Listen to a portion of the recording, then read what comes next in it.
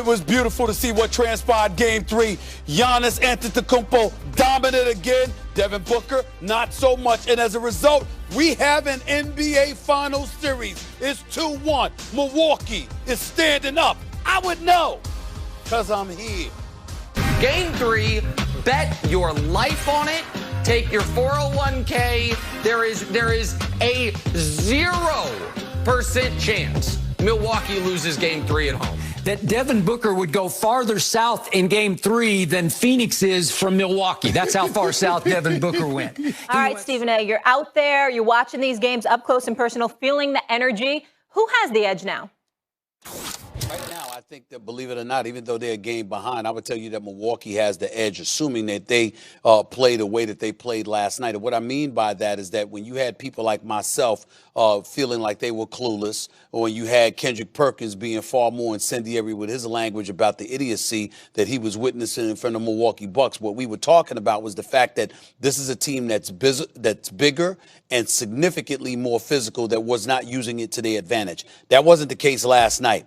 Giannis back-to-back 40-plus games, 42 points in Game 2, obviously 41 last night. You look at Chris Middleton, he was making some shots. Drew Holiday was making some shots, even though neither have been shooting particularly well from the field. But more importantly than anything else was the dominance in the paint. 18-point advantage, 16 to 18-point advantage in the paint in the first half. I forgot what it was overall, but they were taking the ball to the rack, and they recognized the fact that the Phoenix Suns are compromised health-wise. With Dario Saric going down, it's really about DeAndre Ayton, because Frank Kaminsky ain't going to give you but so much. So as a result, once DeAndre Ayton went into foul trouble, you had the Phoenix Suns having to incorporate a zone with Jay Crowder in the middle, for crying out loud. And we all know he would be undersized. So Giannis, being the big boy that he is, playing bully ball, that's what ultimately the Milwaukee Bucks did. And if they continue to do that, the Phoenix Suns are going to have that much more of a problem, and everything is going to be on the shoulders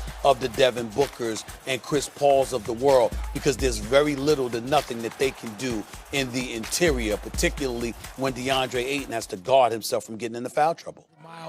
But the thing that is so noticeable about the Milwaukee Bucks is when they play with force, when they realize they're the bigger, stronger team. I don't care who the opposition has been in these playoffs, the Bucks look like a real championship level team. But you don't know the next game when they come out and they float and they shoot threes and they forget who they are, or they just go away from who they are. We don't know what we're going to get from time to time, but they played with all of that force and energy tonight in Game 3. Now, Chris, what is your biggest takeaway from this game? Bucks getting it done. That Giannis Antetokounmpo is a problem. He's a monster. And he played last night like I've been wanting him to play all season long, if not going back further than that. And that was he played to his strengths. One of Giannis's big problems is that he often plays to his weaknesses and shoots some threes, shoots a bunch of mid-range jump shots. Last night, he played to his strengths, which was dominating the paint. Only 5 of his 23 shots came outside of the paint, and 2 of those were like on the low block, just outside of the paint. All 28 of his points that didn't come from the free throw line came in the paint. His average shot was 2 feet. The distance on his average shot was 2 feet. Like, he was dominant. And the thing about Giannis that makes him so effective there is he doesn't just have to post up like, say, Shaq did. He can post. He obviously can get it off putbacks, off offensive rebounds. He can cut or dive. He can pick and roll for passes from teammates. He can get there in transition with the Euro step. Like, he has so many ways to get to the rim that he just needs to keep doing it. And last night he did that. Obviously, that was a big reason why he got to the foul line 17 times.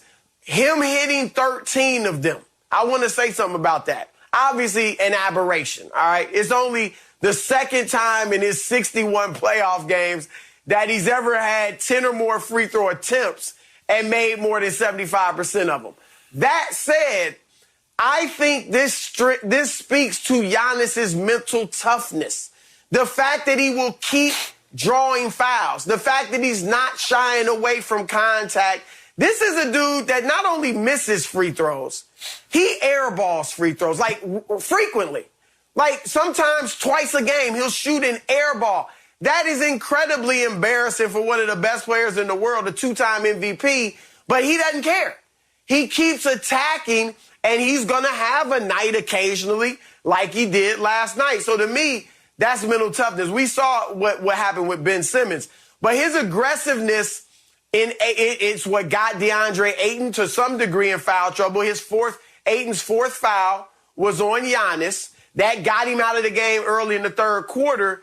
And, Ayton, who had 16 points, was dominant in the first half, wasn't able to do anything else in the second half going forward. So Giannis, to me, this whole game was about Giannis. Even early, guys, 4 of his 6 assists in the first quarter, he got Brook Lopez, Bobby Portis, great layups and dunks at the rim with nice passes. He got Drew Holiday an open 3 in transition early, and Holiday obviously was able to get in the rhythm from there. So this was all about Giannis to me. Nick, we talked about it. You bet a lot of money the Bucks would win last night. You knew they would show up. Has this series flipped after the way they won? Oh, indeed it has, Jenna. Indeed it has. And so here's the thing. I feel badly for my partner Brandon Marshall because it was all sitting there for him to go with the Bucks. Because listen, what do we know about Brandon Marshall? We know a lot of things about Brandon Marshall. Brilliant businessman, Hall of Fame caliber NFL career, but also maybe the most notable thing on television is talks about the mental side of sports more than just about anybody. He tells us about this great book, Mind, Body, The Peaceful Warrior Mastery, or that might be multiple books, whatever it is. I've got it on my shelf somewhere. All of it. And if there was any team that had mastered the mental side of the game headed into these playoffs and throughout these playoffs, it's these Milwaukee Bucks.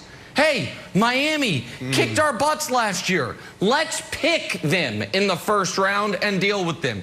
Kevin Durant throwing haymaker after haymaker. The Bucks keep getting up off the mat. They watch Giannis writhing in pain, seemingly done for the rest of this year and maybe next year. No problem. Down 2-0 to Phoenix. You know what? As Leo said in The Departed, my hand doesn't shake. We're ready to go. And now what they have is they know that Giannis is going to crush fools night in, night out. And if they play their game defensively and just get one other guy to step up on the offensive side, last night it was Drew Holiday, then they're the better team. Yeah. Because when you have a guy who's going to give you 40 and 15 on 60% shooting, night in, night out, your path to victory is so much simpler than the other teams. So the only reason, Brandon, I would say it hasn't flipped is because I feel like Milwaukee was in this position all along, but I know I'm in the minority there. But now I am very curious. I've been excited all morning to hear what you're going to say about this game because I think the Bucks have stolen control of the series from Phoenix. Yeah. Okay, it is my turn. I hear everything you just said, and I will take some issue with some of your points, but biggest picture last night, bottom line, the Bucks at home were the more desperate team. They just wanted it more, and they just played harder. And all you need to look at is 20-2 in second chance points because they won the offensive boards 13-6. When you do that, you're probably going to win. Yes. And by the way, rebounding for the 3 games, the Bucks have beaten them on the boards all 3 games by an average of 6 a game. Right. That's a trend that should be very alarming to the Phoenix Suns right now. They should feel very fortunate they're up in this series with those kind of numbers. Now, to the game that I witnessed last night, regrettably, and I did lose a bet to you.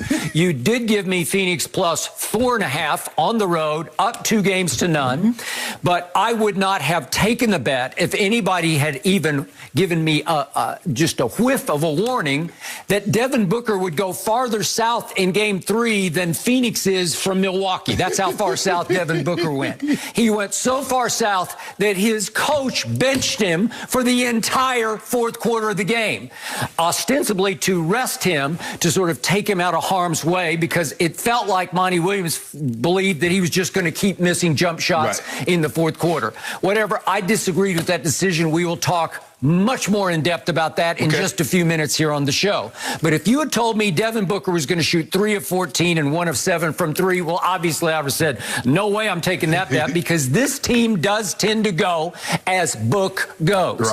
And last night, this Book was banned in Milwaukee because I got to give it up to Chris Middleton, especially. In the first half, he was playing both ends of the floor because he took Devin Booker and got up in him.